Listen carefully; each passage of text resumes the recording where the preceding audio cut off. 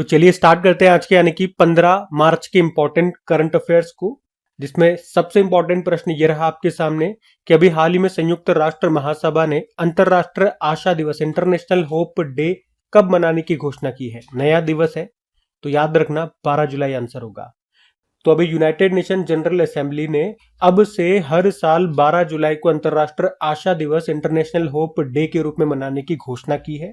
United nation general assembly विश्व की लघु संसद, मिनी पार्लियामेंट के रूप में भी आप जानते हो। और इसके याद रखना भी 79th सेशन के अध्यक्ष कौन है? फिलेमोन यांग है, जो कि कैमरून देश के हैं। और अभी इसी ने ये नया दिवस मनाने की घोषणा की है 12 जुलाई को। कौन सा? अंतरराष्ट्रीय आशा दिवस। अच्छा, अगर इस दिवस की हम थोड़ी सी चर्चा करें कि इस दिवस को मनाने का प्रस्ताव किस देश ने पारित किया था या किस देश ने लाया था, तो बहरीन और किरिबाती देश ने, ये भी ध्यान रखना। और इस प्रस्ताव पर जब वोटिंग कराई गई तो इसके पक्ष में 161 देशों ने वोट डाला, लेकिन एकमात्र ऐसा देश कौन सा था जिसने इसके खिलाफ वोटिंग किया? तो वो अमेरिका था। भारत की बात करें तो भारत न तो पक्ष में था न विपक्ष में था, मतलब भारत ने वोटिंग में हिस्सा नहीं लिया। अब यहां पे एक काम करता हूं मैं, ये नया दिवस है ना, तो इसी तरह से पिछले 1-2-3 साल में जो भी हमने नए दिवस मनाने शुरू किए हैं वो सारे मैं आपको यहाँ पे रिवाइज करवाता हूँ, क्योंकि ये मौका बहुत कम आता है जब हम नए दिवसों को रिवाइज करें। तो आज हमारे पास मौका है तो रिवाइज कर लेते हैं। तो देखो, अगर पूछे अभी ग्लेशियर दिवस ये कब मनाया जाएगा, तो ये नया दिवस है 21 मार्च को। विश्व ध्यान दिवस मेडिटेशन डे 21 दिसंबर को। संविधान हत्या दिवस 25 जून। अंतरराष्ट्रीय खेल दिवस 11 जून।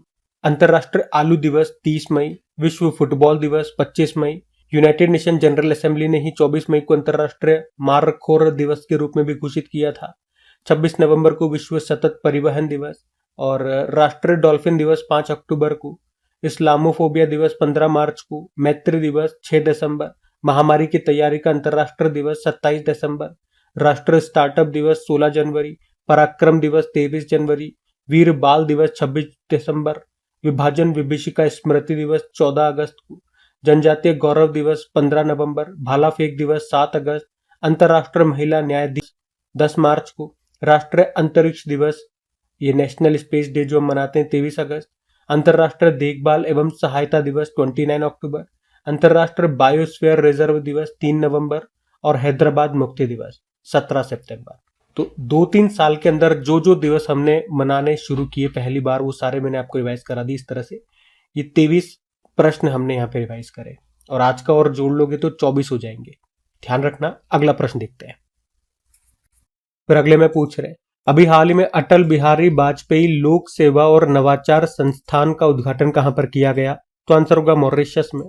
तो अभी आपको याद है 12 मार्च 2025 को मॉरिशस ने अपना 57वां राष्ट्र दिवस मनाया, और इसमें भारत के जो प्रधानमंत्री है नरेंद्र मोदी, वो चीफ गेस्ट के रूप में उन्होंने हिस्सा लिया था। और जहां पर उनको मॉरिशस का सर्वोच्च नागरिक सम्मान भी दिया गया, और ये सम्मान पाने वाले वो पहले भारतीय बने थे, ये सब हम पढ़ चुके हैं।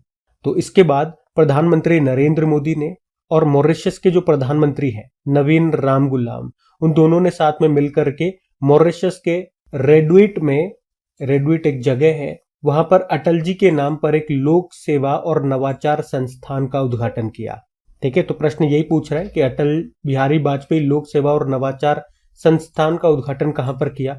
मॉरिशस में किया गया। अब एक बार फिर मैं आपको मॉरिशस लेकर के चलता हूं, लेकिन अटल जी से 2-3 प्रश्न और याद रखना ना। एक तो इनके नाम पे एक लखनऊ स्टेडियम का नाम भी रखा गया था। इन्हीं के नाम पे हिमाचल प्रदेश में जो रोहतांग सुरंग है उसका नाम बदलकर अटल टनल किया गया था, जिसकी लंबाई है 9.02 किलोमीटर। और इन्हीं की जयंती को 25 दिसंबर को आप लोग सुशासन दिवस, गुड गवर्नेंस डे के रूप में भी मनाते हो। तो ये तो इनसे संबंधित 2-3 प्रश्न हो गए। मॉरिशस लेकर के चलता हूं, ये रहा मैप में मॉरिशस। तो मॉरिशस की कैपिटल क्या होती है? पोर्ट लुइस होती है। करेंसी है मॉरिशन रूपी। और प्रधानमंत्री नवीन राम गुलाम है। और प्रेसिडेंट का नाम याद रखना, अभी दिसंबर में नए बने थे, अब पृथ्वीराज सिंह रूपन यहाँ पे प्रेसिडेंट नहीं है, नए प्रेसिडेंट है धर्म गोकुल उनका नाम है। उसके अलावा क्या याद आता है मॉरिशस से? भारत के बाहर पहला जन औषधि केंद्र कहां पर खोला गया था? मॉरिशस में ही। तो ये सब बातें ध्यान में रखना। अगला प्रश्न देखते हैं। फिर अगले प्रश्न में पूछ रहे हैं, अभी हाल ही में होला मोहल्ला का त्योहार ये कहां पर मनाया गया? तो आंसर होगा पंजाब में। तो अभी पंजाब में 14 मार्च होला मोहल्ला का त्योहार मनाया गया। ये सिख समुदाय का एक महत्वपूर्ण त्योहार है जो वीरता और सामुदायिक भावना को प्रदर्शित करता है। जो सिख धर्म के 10वें गुरु थे, कौन? गुरु गोबिंद सिंह जी। उन्होंने ही 1701 में आनंदपुर साहिब में होला मोहल्ला उत्सव की शुरुआत की थी। तो सीधा सा प्रश्न आता है, होला मोहल्ला ये कहाँ का त्योहार है? पंजाब में मनाया जाता है। और ये प्रश्न इंपॉर्टेंट मार्क करना, ये प्रश्न एक बार एग्जाम में आ चुका है, एसएससी में पूछा जा चुका है ये प्रश्न। अब यहाँ पे हम दो काम करेंगे। पहले मैं आपको पंजाब लेकर के चलता हूँ, पंजाब के कुछ स्टैटिक, कुछ करंट अफेयर्स के प्रश्न रिवाइज कराऊंगा। उसके बाद कुछ इंपॉर्टेंट फेस्टिवल्स जो भी न्यूज में रहे वो आपको रिवाइज कराता हूँ। देखो, पहले पंजाब की बात करते हैं। ये रहा मैप में पंजाब। कैपिटल चंडीगढ़ होती है, मुख्यमंत्री भगवंत मान और गवर्नर कौन है? गुलाब चंद कटारिया। उसके अलावा एक तेगबीर सिंह का नाम आपने सुना होगा, 5 वर्ष के बच्चे हैं, पंजाब से हैं। माउंट किलिमंजारो जो कि अफ्रीका की सबसे ऊंची पर्वत चोटी है, उसको फतेह करने वाले सबसे कम उम्र के एशियाई बने थे।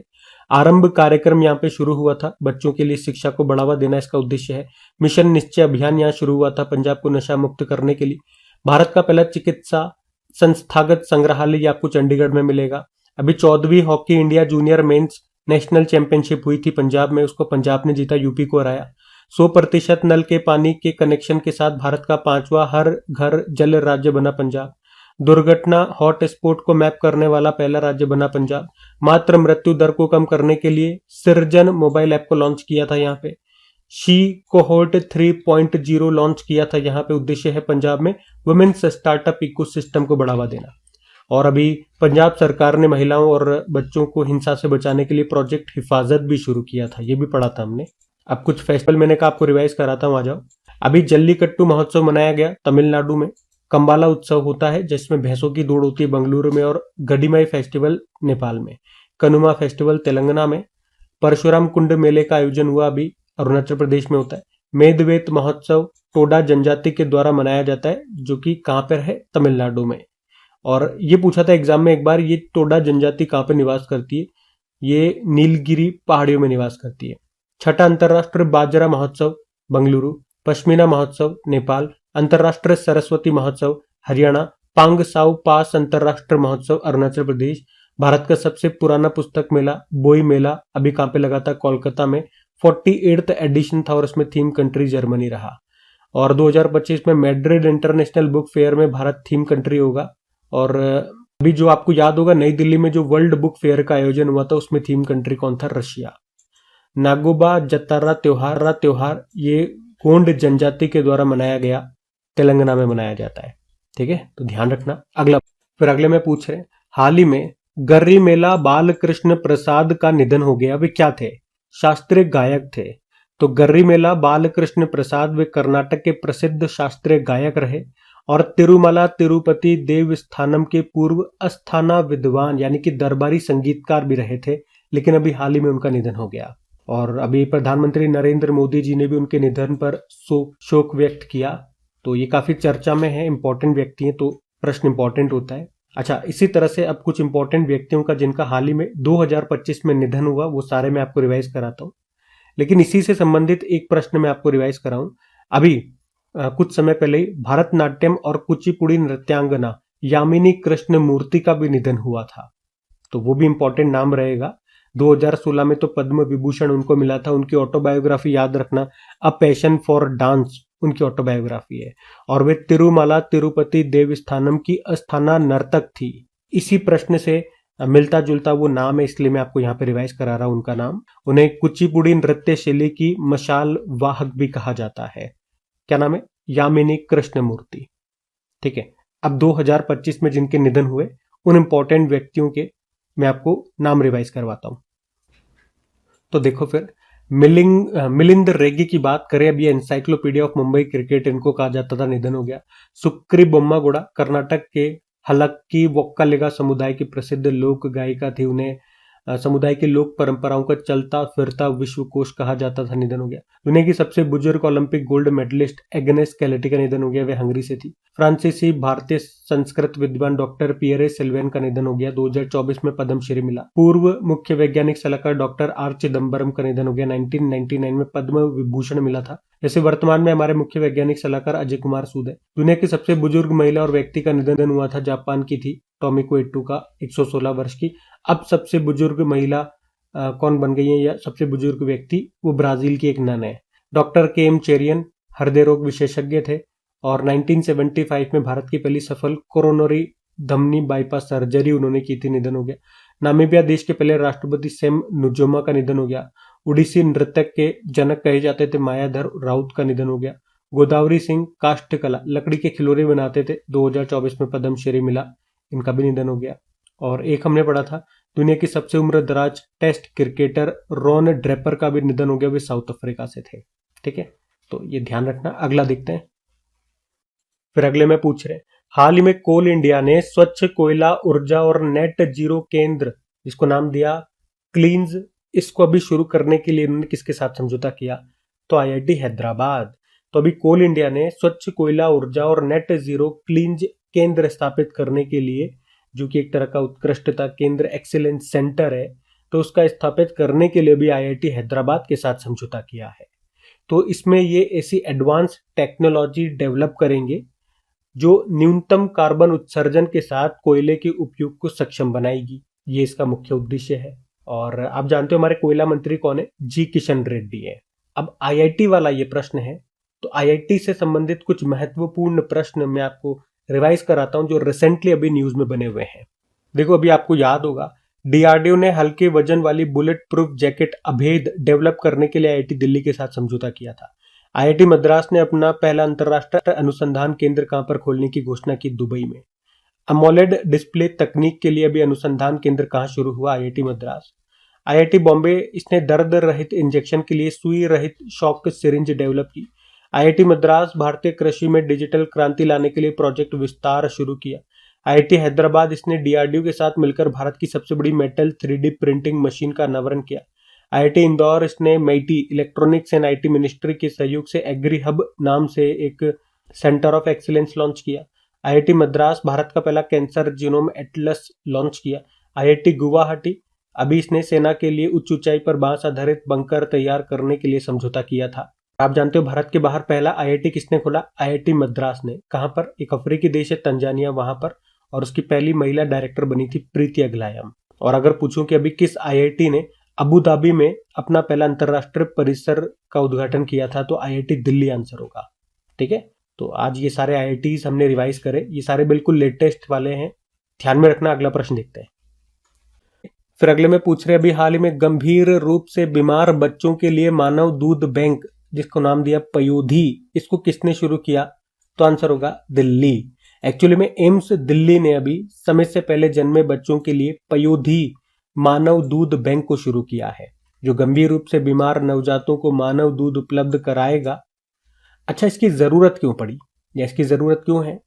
तो आप सबको पता है, जो एक नवजात शिशु होता है उसके लिए पहला खाना बोल दो या उसकी पहली दवाई बोल दो, पहली मेडिसिन, वो माँ का दूध होता है, जिससे उसका पेट तो भरता ही है, उसी के साथ जो भी सभी पोषक तत्व होते हैं, जो भी प्रोटीन्स वगैरह चाहिए होता है, जो भी एंटीबॉडीज, जो भी रोग प्रतिरोधक क्षमता है जिसकी उसको जरूरत है, वो सब माँ के दूध से उसको मिलता है। तभी तो कहते हैं एक शिशु के लिए माँ का दूध उसके लिए अमृत होता है। पर कुछ मामले ऐसे होते हैं जहाँ पे नवजात शिशुओं की माएँ बीमार होती है या किसी दूसरी मेडिकल प्रॉब्लम के कारण वो अपने शिशुओं को दूध नहीं पिला सकती, या कुछ ऐसे केसेस होते हैं जिसमें बच्चों के जन्म के दौरान उनकी माँ की मृत्यु हो जाती है। तो इस केसेस में उन बच्चों को यहाँ से दूध उपलब्ध कराया जाएगा। तो उसी के लिए अभी एम्स दिल्ली ने ये मानव दूध बैंक पयोधी को शुरू किया है। अच्छा, अगर मैं आपसे पूछूं कि देश का पहला मानव दूध बैंक ये कहां पर खुला था, तो आंसर करना मुंबई में। वैसे आप जानते हो नेशनल मिल्क डे हम मनाते हैं 26 नवंबर को, डॉक्टर वर्गीस कुरियन जी की जयंती होती है। वर्ल्ड मिल्क डे कब होता है? फिर 1 जून को होता है। अच्छा, एम्स दिल्ली से आपको याद आएगा, अभी कुछ दिन पहले ही हमने पढ़ा था कि अभी एम्स दिल्ली ने ही देश में पहली बायोमेडिकल कचरा प्रबंधन के लिए सृजनम नाम से एक डिवाइस है, उसको लॉन्च किया था, पढ़ा था हम लोगों ने, तो वो भी याद रखना। और आज वाला प्रश्न भी इंपॉर्टेंट है, ये भी याद रखना। अगला प्रश्न देखते हैं। फिर अगले में पूछ रहे हैं, अभी हाल ही में महिला उद्यमियों को बिना गारंटी लोन देने के लिए अभी अस्मिता नाम से एक लोन योजना किसने शुरू की? तो आंसर होगा स्टेट बैंक ऑफ इंडिया ने। तो अभी स्टेट बैंक ऑफ इंडिया ने अस्मिता योजना को शुरू किया है। इस योजना के तहत महिला उद्यमियों को बिना गारंटी के वो भी कम ब्याज दर से लोन दिया जाएगा, जिससे महिलाओं को अपना खुद का व्यवसाय बढ़ाने में मदद मिलेगी। तो इसको शुरू किया स्टेट बैंक ऑफ इंडिया ने, तो इसके बारे में जानते हैं।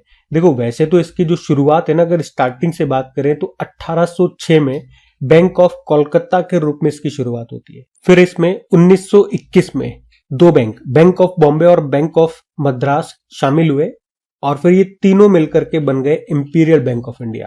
और फिर बाद में लास्ट में 1955 में ये जो इंपीरियल बैंक ऑफ इंडिया है इसे बना दिया गया state bank of India. Final हम देखेंगे लास्ट में एसबीआई कब बना था, 1955 में, तो इसकी स्थापना को हम बोलते हैं 1955। और इसका राष्ट्रीयकरण, नेशनलाइजेशन भी इसी वक्त हुआ था, 1 जुलाई 1955 में ही, इसीलिए इसकी स्थापना 1955 में हम बोलते हैं। हेडक्वार्टर इसका मिलेगा आपको मुंबई में, और इसके अध्यक्ष का नाम क्या है, श्री चल्ला श्रीनिवासुलु शेट्टी। और इसकी टैगलाइन क्या होती है, प्योर बैंकिंग नथिंग एल्स। और एक प्रश्न एग्जाम में आया था, श्रीनगर की डल झील में किस बैंक ने फ्लोटिंग एटीएम, तैरता हुआ एटीएम लॉन्च किया था, तो एसबीआई ने। लेकिन याद रखना ये एसबीआई का पहला तैरता हुआ एटीएम नहीं है। एक प्रश्न ऐसे भी बन सकता है कि एसबीआई ने अपना पहला तैरता हुआ एटीएम कब और कहां लॉन्च किया था, तो 2004 में किया था, केरल में। ठीक है, तो ये सब बातें ध्यान में रखना। अगला प्रश्न देखते हैं। फिर अगले प्रश्न में पूछ रहे कि अभी हाल ही में चर्चा में रहा प्रतिबिंब पोर्टल का संबंध किससे है, तो आंसर होगा साइबर अपराध। तो प्रतिबिंब ये एक ऐसा पोर्टल है जो साइबर अपराधों की रोकथाम और साइबर अपराधियों को रियल टाइम में ट्रैक करने में मदद करेगा। इसे किसने डेवलप किया, तो गृह मंत्रालय के तहत Indian cyber crime coordination centre ने इसको बनाया है। और ये पोर्टल कैसे काम करता है, तो ये पोर्टल साइबर अपराधियों के हॉटस्पॉट को ट्रैक करता है, जिससे संबंधित जो भी अधिकारी है उनको अपराधियों की जानकारी मिल जाए। तो यह आप ध्यान रखना। अच्छा, यहाँ पे इसके अलावा एक और एक्स्ट्रा प्रश्न मैं आपको बता रहा हूं, ध्यान से सुनना, कि अभी भारत को नारकोटिक्स ड्रग आयोग के 68वें सत्र की अध्यक्षता के लिए चुना गया है। और ये पहली बार है जब भारत नारकोटिक्स ड्रग्स पर संयुक्त राष्ट्र आयोग की अध्यक्षता करेगा। ठीक है, तो ये एक एक्स्ट्रा प्रश्न मैंने आपको यहीं पे बता दिया, ध्यान में रखना इंपॉर्टेंट है। बाकी कुछ पोर्टल वगैरह मैं आपको यहाँ पे रिवाइज करवाने वाला हूँ, लेकिन उससे पहले एक शीट में आपको इस तरह की रिवाइज कराऊंगा जहां पे हम साइबर से संबंधित जो करंट अफेयर्स के प्रश्न आपने पढ़े होंगे अलग अलग दिनों में, वो एक साथ में आपको यहाँ पे रिवाइज कराने वाला हूं। तो देखो, फिर अगर पूछे कि किस राज्य ने बच्चों के खिलाफ साइबर अपराध को रोकने के लिए कुंजप नाम से एक मोबाइल ऐप लॉन्च किया था, तो केरल ने। कौन सा राज्य भारत की पहली साइबर तहसील बनाएगा, Madhya Pradesh. NATO cyber defence group को ज्वाइन करने वाला पहला एशियाई कंट्री बना था, कौन सा, साउथ कोरिया। रक्षा मंत्रालय अपने कंप्यूटरों में माइक्रोसॉफ्ट ऑपरेटिंग सिस्टम की जगह जो ऑपरेटिंग सिस्टम लगाएगा उसका नाम क्या है, माया। और बताओ, देश के पहले साइबर सुरक्षा केंद्र का उद्घाटन कहां पे किया गया था, चंडीगढ़ में। भारत का पहला एकीकृत राज्य स्तरीय साइबर कमांड और नियंत्रण केंद्र का उद्घाटन कहां पर किया गया था, नवी मुंबई में। और भारतीय साइबर अपराध समन्वय केंद्र Indian cyber crime coordination centre का राष्ट्रीय ब्रांड एम्बेसडर बनाया गया था, किसको, रश्मिका मंधाना को। ठीक है, तो ये साइबर संबंधित कुछ प्रश्न हमने देख लिए करंट अफेयर्स के। अब कुछ पोर्टल मैंने कहा आपको रिवाइज कराता हूं, तो आ जाओ। एक याद रखना, भी राष्ट्रीय पर्व वेबसाइट और एक मोबाइल ऐप को लॉन्च किया था रक्षा मंत्रालय ने। गुजरात सरकार ने भाषा संबंधी बाधाओं को दूर करने के लिए स्वर नाम से एक प्लेटफॉर्म लॉन्च किया था। मातृ मृत्यु दर को कम करने के लिए सर्जन मोबाइल ऐप को लॉन्च किया पंजाब ने। केंद्र सरकार ने संपत्तियों की ई नीलामी के लिए बैंक नेट पोर्टल लॉन्च किया था। केंद्र सरकार ने बहुभाषी शिक्षा को बढ़ावा देने के लिए कौन सा ऐप लॉन्च किया था, अनुवादिनी। गृह मंत्री जो है अमित शाह, इन्होंने सीबीआई का एक पोर्टल है भारत पोल, इसको लॉन्च किया था। और रक्षा मंत्री जी ने युद्ध क्षेत्र पर्यटन को बढ़ावा देने के लिए भारत रणभूमि दर्शन नाम से एक ऐप लॉन्च किया था। और कंपनियां अपने डॉक्यूमेंट्स ऑनलाइन फॉर्मेट में रख सके उसके लिए सरकार ने एक डिजिटल प्लेटफॉर्म लॉन्च किया था, उसका नाम एनटीटी लॉकर है। सम्मान संजीवनी ऐप को हरियाणा ने लॉन्च किया। और अभी भारतीय रेलवे ने रेलवे सेवाओं को एक ही प्लेटफॉर्म पर एकीकृत करने के लिए अभी स्वरेल नाम से एक ऐप लॉन्च की थी। आई स्पोर्ट पोर्टल सेबी ने इसको लॉन्च किया था। रक्षा मंत्री राजनाथ सिंह जी ने युद्ध क्षेत्र निगरानी प्रणाली को लॉन्च किया था, उसका नाम संजय है। और फीस्ट सॉफ्टवेयर को इसरो ने लॉन्च किया था। ठीक है, तो यहाँ पे कुछ एप्लीकेशंस, कुछ पोर्टल्स जो अभी न्यूज में थे वो सारे मैंने आपको ये लेटेस्ट रिवाइज करा, इनको ध्यान में रखना। अगला प्रश्न देखते हैं। फिर अगले में पूछ रहे हैं, हाल ही में एपिडा ने अभी आहार 2025 के अभी 39th एडिशन का आयोजन कहाँ पे किया, तो आंसर होगा नई दिल्ली में। अच्छा, एपिडा की बात करें, एपिडा क्या है या इसकी फुल फॉर्म क्या होती है? कृषि और प्रसंस्करण खाद्य उत्पाद निर्यात विकास प्राधिकरण। इंग्लिश में बोलोगे तो agricultural and processed food products export development authority. और अभी इसी ने आहार 2025 के 39वें संस्करण का आयोजन किया है। 39 नंबर का एडिशन है। कहां पर? नई दिल्ली में, नई दिल्ली के भारत मंडपम में। और आयोजन करने का उद्देश्य भारतीय खाद्य प्रसंस्करण उद्योग को वैश्विक मंच पर प्रदर्शित करना, निर्यात को बढ़ावा देना और खाद्य सुरक्षा और नवाचार को आगे बढ़ाना। एपिडा फुल फॉर्म तो हमने देख लिया था, लेकिन ये है क्या? तो ये वाणिज्य और उद्योग मंत्रालय के अधीन एक शीर्ष निकाय है जिसकी स्थापना होती है 1985 में। इसका काम होता है कृषि और प्रसंस्कृत खाद्य उत्पादों के निर्यात को बढ़ावा देने और उसे सुविधाजनक बनाने के लिए काम करता है ये। तो याद रखना, अभी आहार का कौन सा संस्करण का आयोजन हुआ नई दिल्ली में? 39th एडिशन था। ठीक है, अगला प्रश्न देखते हैं। फिर अगले में पूछ रहे हैं, अभी हाल ही में आईसीसी ने, आईसीसी का मतलब क्या हो गया? International criminal court. और अभी आईसीसी के वारंट पर गिरफ्तार होने वाले पूर्व एशियाई राष्ट्रपति रॉड्रिगो डुटर्टे का संबंध किस देश से है? तो आंसर होगा फिलीपींस। एक्चुअली में अभी इंटरनेशनल क्रिमिनल कोर्ट ने फिलीपींस के जो पूर्व राष्ट्रपति रॉड्रिगो डुटर्टे, उनके खिलाफ एक गिरफ्तारी का वारंट जारी किया था और इसी कारण से उन्हें गिरफ्तार भी कर लिया गया है। अच्छा, क्यों किया गया था? क्योंकि 2011 से लेके 2019 का जो कार्यकाल था जब वो फिलीपींस के राष्ट्रपति रहे थे, तो उस दौरान ड्रग्स के विरुद्ध जो भी उन्होंने अभियान चलाए थे उसमें उन्होंने हजारों लोगों की हत्याएं कर दी थी। तो इसी कारण मानवता के विरुद्ध अपराध के मामलों के कारण उन्हें गिरफ्तार किया गया है। तो इतना सा बात आप ध्यान में रखना। इंटरनेशनल क्रिमिनल कोर्ट की पहले बात करते हैं, फिर फिलीपींस आपको लेकर के चलता हूँ। तो इसकी देखो स्थापना होती है 2002 में। मुख्यालय याद रखना द हैग नीदरलैंड में है। और ये इंपॉर्टेंट प्रश्न भी ध्यान रखो कि आईसीसी के द्वारा, आईसीसी यानी कि इंटरनेशनल क्रिमिनल कोर्ट के द्वारा पहला गिरफ्तारी वारंट कब जारी किया गया था? तो स्थापना तो 2002 में हो गई थी, लेकिन पहला गिरफ्तारी वारंट इन्होंने 2005 में जारी किया था।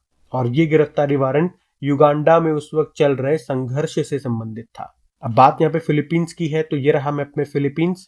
कैपिटल इसकी क्या होती है? मनीला। मनीला में आपको याद है चावल अनुसंधान केंद्र आपको मिल जाएगा। और रेमन मैग्सेसे अवार्ड, जिसे एशिया का नोबेल पुरस्कार कहते हैं, मनीला में ही दिया जाता है। और मनीला में आपको एशियन डेवलपमेंट बैंक का मुख्यालय भी मिल जाएगा। करेंसी होती है फिलीपींस पेसो। और आपको याद है ब्रह्मोस मिसाइल भारत से खरीदने वाला पहला देश ये फिलीपींस ही है। और गोल्डन राइस को अप्रूव करने वाला और बैन करने वाला जो पहला देश है वो फिलीपींस ही है। अच्छा, अब एक होमवर्क प्रश्न मैं आपको दे रहा हूं, आप बताओ world day for international justice, विश्व अंतरराष्ट्रीय न्याय दिवस, ये कब मनाया जाता है? बाकी ये थी आज की हमारी करंट अफेयर्स की क्लास। कमेंट करके जरूर बताइएगा सेशन आपको कैसा लगा। अच्छा लगा तो प्लीज वीडियोस को सपोर्ट जरूर कीजिए, इसे अपने दोस्तों के साथ में स्टडी ग्रुप में शेयर जरूर कीजिएगा। लाइक नहीं करा तो लाइक कर देना। बाकी इन सभी का जो टेस्ट बना करके मैंने अपलोड कर दिया है, क्विज बना करके डाल दिया है आपकी क्रिक एग्जाम एप्लीकेशन पे, आप प्रैक्टिस कर सको इसलिए। और इसके अलावा अगर कोई पहली बार देख रहे हैं तो उनको बता दूं कि डेली 20 इंपॉर्टेंट क्वेश्चंस का भी मैं आपका टेस्ट लेता हूं। और ये 20 इंपॉर्टेंट क्वेश्चन पिछले एक साल की करंट अफेयर्स के क्लास से लिए जाते हैं। उसमें जो भी पिछले एक साल में जो भी इंपॉर्टेंट प्रश्न है, मकसद है उन सभी प्रश्नों का मेरे को आपको धीरे धीरे रिवीजन करवाना। तो इसीलिए वहीं से डेली 20 इंपॉर्टेंट क्वेश्चन में लेकर के आता हूँ। तो अगर पीछे एक साल का करंट अफेयर्स आपके एग्जाम में आता है, एक साल का या 6 महीने का, और आपने वो क्लासेस पढ़ ली और आपको लगता है कि आपको सब कुछ आता है, तो जाओ टेस्ट लगाओ। 1 मिनट 2 मिनट ही आपको लगेंगे 20 क्वेश्चन लगाने में। आपको पता लग जाएगा कि अभी स्थिति क्या है भाई, कहीं से भी कैसे भी प्रश्न उठ के आएंगे तो आप कर पा रहे हो या नहीं कर पा रहे। या आपने पीछे की क्लासेस नहीं पढ़ी हैं तो फिर तो आपके लिए मोस्ट इंपॉर्टेंट रहेंगी ये क्लासेस। कम से कम इनके बहाने डेली 20-20 इंपॉर्टेंट क्वेश्चन आप तैयार तो कर लोगे, वरना दिन तो ऐसे ही निकलते रहेंगे। प्रयास तो आपको करने पड़ेंगे। बाकी चलो अभी कल के करंट अफेयर्स का क्विक रिवीजन कर लेते हैं, फिर हम सेशन एंड करते हैं। और पीडीएफ भी आपको वहीं पे मिल जाती है, क्रिक एग्जाम एप्लीकेशन, जिसका लिंक नीचे डिस्क्रिप्शन बॉक्स में है, या गूगल प्ले स्टोर से भी उस ऐप को इंस्टॉल कर सकते हो आप। तो पहला प्रश्न आपसे पूछा था कल, मिसेज यूनिवर्स 2025 का खिताब किस भारतीय ने जीता? एंजेला स्वामी ने। फिर पूछा था देश का पहला स्थायी कलाग्राम ये कहां पर बनेगा? प्रयागराज। जल स्थिरता सम्मेलन 2025 का आयोजन कहां पे किया गया? नई दिल्ली में। किस हवाई अड्डे ने ASQ पुरस्कार जीता दिल्ली इंटरनेशनल एयरपोर्ट। खेलो इंडिया विंटर गेम्स 2025 में टॉपर कौन रहा, सेना। और भारत में अभी किस कंपनी ने स्टारलिंक के जरिए इंटरनेट सेवा उपलब्ध कराने के लिए स्पेसएक्स के साथ समझौता किया, जियो और एयरटेल। और जदिया स्वामी महोत्सव ये कहाँ पर मनाया जाता है, तमिलनाडु। फ्रंटियर टेक हब किसके द्वारा लॉन्च किया गया, नीति आयोग। राष्ट्र अभिलेखागार ने अभी कौन सा मिशन लॉन्च किया, ज्ञान भारतम मिशन। और आखिरी प्रश्न था कि भारत में पहली बार world para athletics grand prix का आयोजन कहाँ पे किया गया, तो आंसर होगा नई दिल्ली में। बाकी चलो कल का भी होमवर्क प्रश्न देख लेते और सेशन एंड करते हैं। तो कल आपसे पूछा था कि फिसु वर्ल्ड यूनिवर्सिटी चैंपियनशिप निशानेबाजी ये कहाँ पर आयोजित की गई, तो आंसर होगा नई दिल्ली में। आप सभी ने प्रश्न का बिल्कुल सही उत्तर दिया था। अब ये रहा आज का आपका होमवर्क प्रश्न।